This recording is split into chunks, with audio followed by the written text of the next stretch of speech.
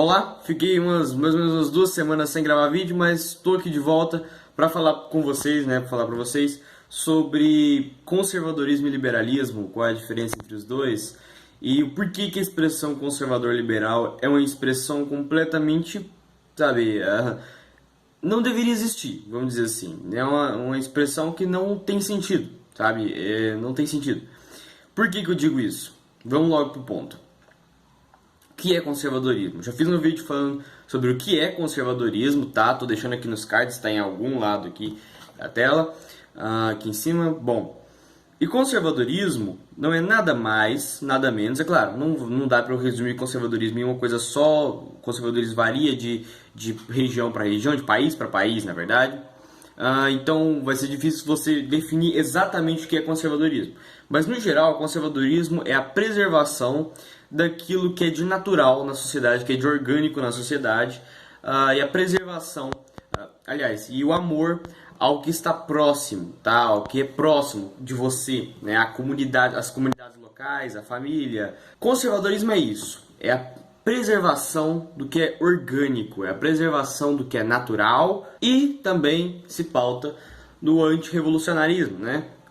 Eu não vou falar aqui contra-revolucionarismo, porque o termo contra-revolucionário já ganhou um caráter muito diferente do que ele deveria ser, tá?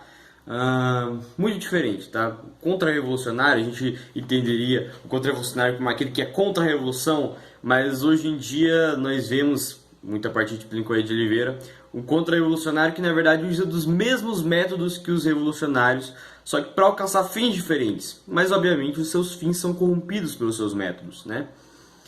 Então assim, não vou falar o termo contra-revolucionário, né? Mas o anti-revolucionário, o reformista, né?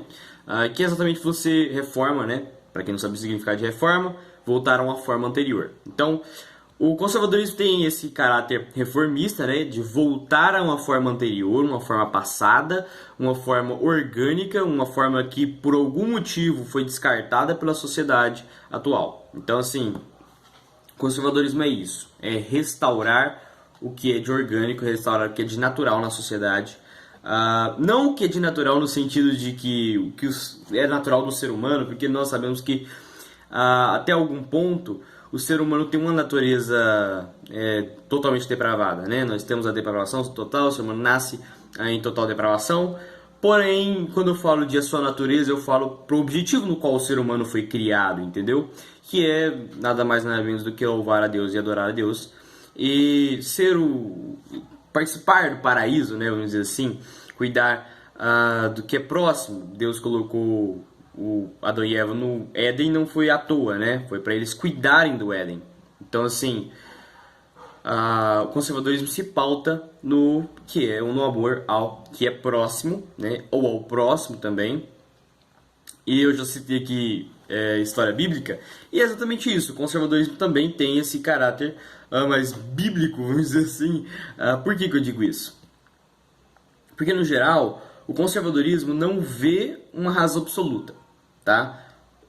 Eu não posso falar, olha, eu estou certo e todos os meus antepassados estão errados. Não é isso, não é assim que funciona. Existe toda uma tradição, tá? E algo muito maior que uma tradição, porque uma tradição nós sabemos que é algo feito da vivência do povo, né? O povo vive e forma tradições. Então existe uma tradição que é passada pra gente, que obviamente vamos passar adiante também. Mas acima dessa tradição, nós também temos uma lei comum, tá? E essa lei comum, que é algo que não é formado pela vivência da sociedade, mas ela forma a sociedade, ela forma a civilização, e sem ela não haveria civilização, não haveria sociedade. O que é isso? É a lei comum, tá? Então, assim, o que é a lei comum? A lei comum é uma lei que foi dada para os povos, né? Algumas pessoas acreditam que cada lugar tem sua lei comum, mas como conservador eu acredito que só existe uma lei comum, e essa lei comum é as Escrituras Sagradas. Então, assim, se a lei comum é as Escrituras Sagradas, elas são responsáveis por esse processo civilizatório de todo ser humano. Todo ser humano necessita das Escrituras Sagradas para não continuar mais em total depravação. Então, assim, tanto arminianos e tanto calvinistas vão concordar que as escrituras sagradas têm esse papel essencial na santificação, na purificação, na remissão do homem, tá? Os arminianos vão acreditar que só através das escrituras sagradas você tem livre-arbítrio, e os calvinistas também vão acreditar que, de certa forma, é pelas escrituras sagradas, né? Tem uma influência das escrituras sagradas, tá? No homem, né? Quando Deus elege este homem, né? Ele elege e, obviamente, essa pessoa vai buscar as escrituras sagradas, né? Então, assim, tanto no arminianismo quanto no calvinismo, as escrituras sagradas fazem esse papel muito presente. E, bom, é isso que o conservadorismo acredita, que razão não é encontrada por você sozinho, tá? Você necessita de ver tudo aquilo que foi passado pelos seus antepassados, você precisa ver o que é a lei comum, você precisa ler a lei comum, né? Vamos dizer assim, você precisa ouvir ou ser influenciado, ter uma influência. Você precisa dessa influência da lei comum para você chegar a uma determinada razão. Uma razão que não é sua, uma razão que não é de quem lhe passou a lei comum. Essa razão, ela vem de algo muito maior, algo transcendente, metafísico. Então, assim, o conservadorismo também necessita de metafísica, tá? Necessita o conservadorismo empírico necessita do conservadorismo metafísico, tá? Depois, outra hora eu posso fazer um vídeo só falando sobre isso. Mas, no geral, isso é conservadorismo. Agora, o que é o liberalismo, então? O que é o liberalismo? Liberalismo é uma tese, uma teoria, uma ideologia que diz que o ser humano pode chegar à razão por si mesmo, que o ser humano nasce como uma tábula rasa. Como assim? O liberalismo diz que você nasce puro e a sociedade o corrompe. Veja, é exatamente isso que a esquerda vai usar futuramente, né? E aqui eu tô falando, me situando mais na época de John Locke, tal, quando surgiu o liberalismo, mas esse pensamento surgido de John Locke, da tábula rasa, vai ser usado pelos esquerdistas, vai ser usado pelos socialistas, vai ser usado por eles para justificar todas aquelas baboseiras que eles vão falar. Então, praticamente foi o liberalismo que deu a foice e o martelo para os comunistas usarem. Sem o liberalismo não haveria comunismo, tá? E por que essa ideia da tábula rasa está errada? Porque o ser humano não nasce puro, o ser humano não nasce santo, o ser humano não nasce justificado, não nasce redimido, o ser humano nasce mal, ele nasce em pecado. Desde a sua concepção, o ser humano nasce em pecado, ele é formado em pecado. Então, assim, não tem como dizer que o ser humano nasce puro e é a sociedade que vem e o corrompe. Porque, na verdade, eu diria que é meio que o contrário, sabe? Vendo de uma visão mais arminiana, tá? Porque eu sou arminiano.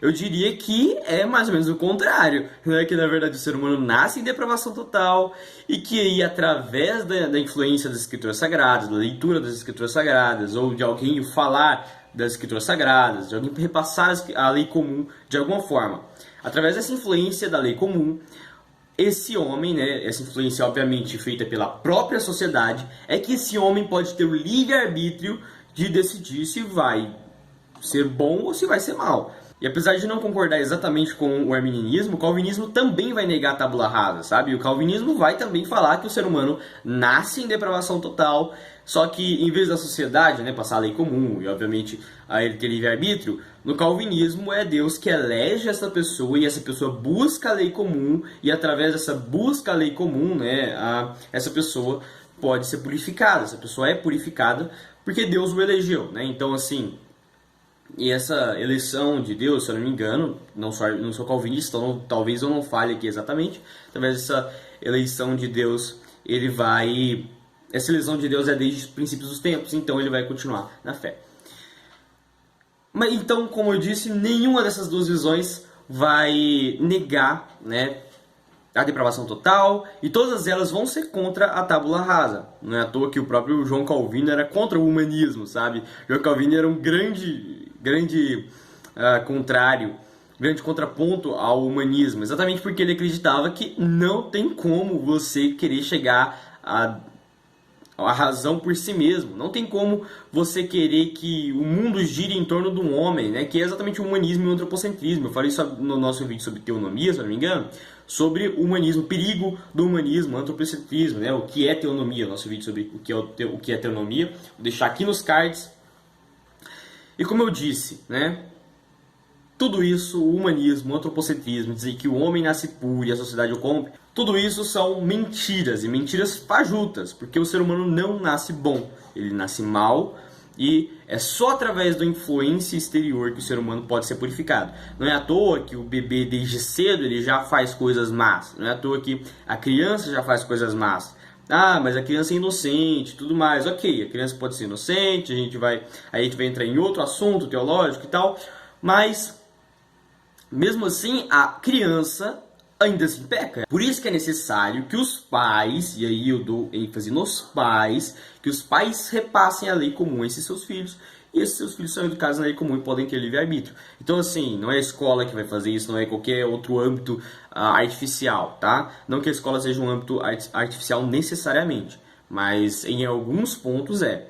Então, nesse processo civilizatório, é exatamente os antepassados que vão passar a lei comum e vão fazer com que as pessoas tenham livre-arbítrio, que as pessoas sejam uma pessoa civilizada futuramente, né? Então, assim, o conservadorismo crê que o homem não pode chegar à razão sozinho. Já o liberalismo crê que o homem pode chegar à razão por si mesmo, tá? E aí vão ter outras determinadas pautas que vão se estender para o âmbito econômico também, tá? Se falar, eu sou conservador nos costumes e liberal na economia, não existe isso, cara, não existe, sabe? Ou você é conservador nos costumes e na economia, ou você é liberal nos costumes e liberal na economia. Ah não, mas eu sigo meus costumes e tal, e sou liberal na economia e tal, na economia mais liberal, mas sou conservador nos costumes, eu conservo meus costumes. Não, isso não existe, porque quando você é liberal na economia, os seus costumes vão ser corrompidos por essa economia liberal, tá? Os seus costumes vão ser corrompidos por essa economia liberal. O conservador, ele não defende um liberalismo econômico. Um conservador, ele defende um conservadorismo econômico. O conservador é conservador na economia, nos costumes, na religião, dentro da sociedade, no âmbito social. Ele é conservador no âmbito cultural. Ele é conservador em todos os âmbitos, né, no âmbito político, em todos os âmbitos da sociedade, né, nos 5 pilares da civilização que a gente chama, né, política, religião, cultura, a sociedade e economia, os 5 pilares da sociedade. O conservador é em todos esses pilares, é conservador em todos esses pilares. Já o liberalismo vai ter contrapontos ao conservadorismo em todos esses pilares. Então não tem como você se chamar liberal conservador. E essa expressão, inclusive, tá, é um perigo completo você chegar e falar, eu sou liberal conservador. Só mostra que você não conhece o que é conservadorismo e você não conhece o que é liberalismo, tá? Duas coisas, ou você não conhece o que é conservadorismo, ou você não conhece o que é liberalismo, ou você não conhece os dois, né? E, na verdade, esse conservador liberal, nesse termo, é usado até por pessoas que são contrárias ao conservadorismo. Você tem, se eu não me engano, os socialistas vão usar o conservadorismo liberal também para falar mal dos conservadores, né? Porque, obviamente, os socialistas são contra o liberalismo, e aí vão colocar o conservadorismo na mesma área do liberalismo, para poder ser contra o conservadorismo também. Os tradicionalistas vão falar mal dos conservadores, falando que são conservadores liberais. Por que eu falo isso? Por que eles vão fazer isso?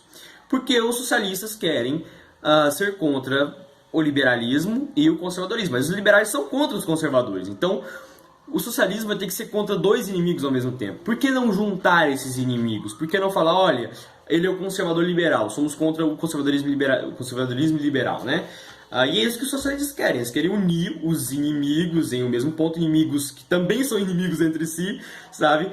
E falar, olha, nós guerreamos contra vocês dois. E fazer um xadrez 4D para que aqueles 2 inimigos, que são liberalismo e conservadorismo, sejam 2 amigos, né? Como se os dois estivessem confraternizando da mesma ideologia. Só que não, eles não confraternizam da mesma ideologia. Não é à toa que os socialistas e liberais vão se juntar posteriormente contra o conservadorismo, né? Além disso, você tem os tradicionalistas que também vão ser contra o conservadorismo, porque eles são contra o liberalismo, né? E como o conservadorismo ele defende o reformismo, não defende a revolução tradicionalista, né? Que os tradicionalistas vão defender tanto, a contra-revolução, como eu falei no início do vídeo. Como os tradicionalistas não vão defender esse reformismo, não vão defender essa mudança da sociedade pela própria sociedade, enquanto há como mudar a sociedade pela própria sociedade, enquanto há como mudar o Estado pelo próprio Estado, o conservadorismo muda o Estado pelo próprio Estado. Então, por os tradicionalistas serem contra essa visão conservadora, eles vão querer atacar os conservadores. Mas o que eles vão atacar os conservadores? Eles vão ligar os conservadores ao liberalismo, né, através do conservadorismo liberal, porque eles são contra o liberalismo, eles têm argumentos fortes contra o liberalismo, que são os mesmos argumentos que os conservadores usam contra o liberalismo. Afinal, os conservadores também são contra o liberalismo. Porém, os tradicionalistas vão juntar o conservadorismo ao liberalismo para fazer todo este xadrez 4D para que possam atacar também o conservadorismo, sabe?